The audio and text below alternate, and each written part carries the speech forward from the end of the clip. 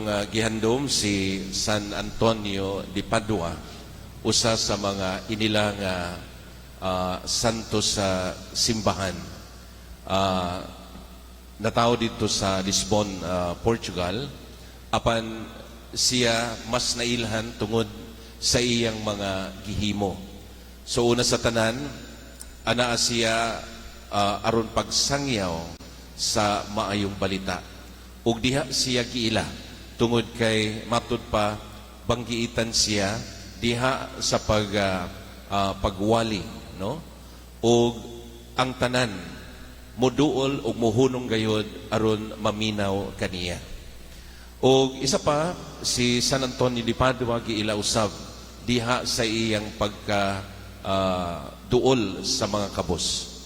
Tungod kay kini iyang gipakita mismo diha sa iyang kinabuhi, bisan adunahan siya, apan wala siya maglantaw sa unsay mahatag sa bahandi diha sa iyang kinabuhi, apan iya kining gibiyaan, gibaligyan niya ang iyang mga katigayunan o iyang gihatag ngadto sa mga kabos.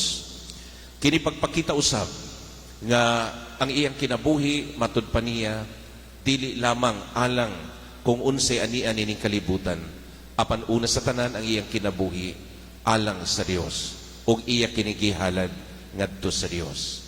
Mga igsuon, siguro diha sa atong mga pagbasa karon, gipahinumduman kita sa tawag alang kanato, ilabi na sa matag adlaw sa atong kinabuhi. Una gitawag kita diha sa kabag-uhan, pagbag-o sa atong kinabuhi, ilabi na sa atong kasing-kasing. Ikaduha, tungod kay gitawag kita sa pagpuyo kanunay diha sa kinabuhing balaan.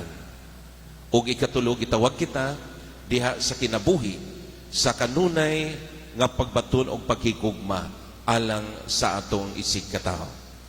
Sa atong ebanghelyo karon, si Kristo nagpahinumdom dili lamang sa daang mga balaod, no? Nga atong iyang gisulti kanato og ato kanunay na hinumduman sama sa iyang giingon nga ang makapatay, no, taralon sa hukmanan or dunay silot nga pagadawaton. Og matud pa niya diha sa kinabuhi kinahanglan gayud ang kausaban nganuman tungod kay kung hangtod kita magpabilin diha sa kinabuhi o kinaiya sama sa mga magtutudlo sa balaod o sa mga Pariseo, matud pa niya wala kay lugar sa gingharian sa Dios. Ang iyang gingon kanato nga ang kausaban magdala kanato ngadto sa iyang gingharian. Ug unsa man ang unang kausaban gusto niyang mahitabo kanato. So dili lang ang paglantaw niya itong mga balaod nga iyang gihanay diha sa atong kinabuhi, apan matud pa niya bisan ang kinaiya nga masuk-anon, ang pagkasuko, dako kini nga matud pa babag diha sa atong pagsulod sa iyang gingharian.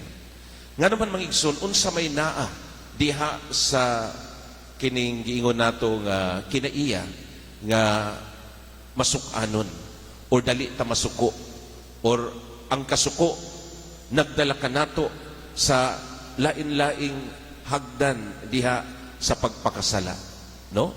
Siguro nabasa nato diha sa ebanghelyo o nabati nato mato pa ko anaa ang kasuko sa imong kasing-kasing. Una,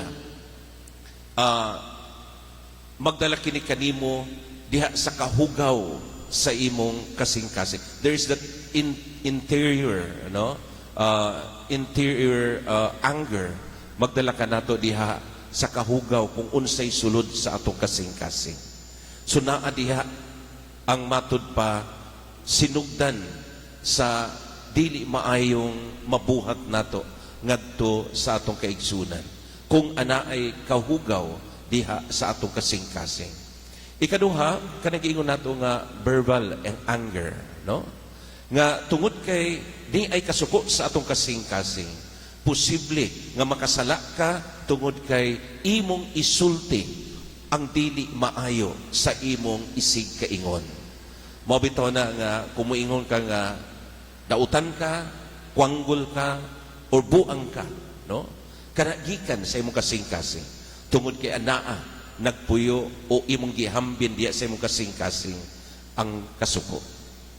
Ikatulo mga igsuon, condemning anger. So, dunay mga tao nga tungod sa ilang kasuko, tungod sa kasuko nga niya sa ilang kasing-kasing, unsa may mahimo, ang uban makadaot gyud sa laing mga tao.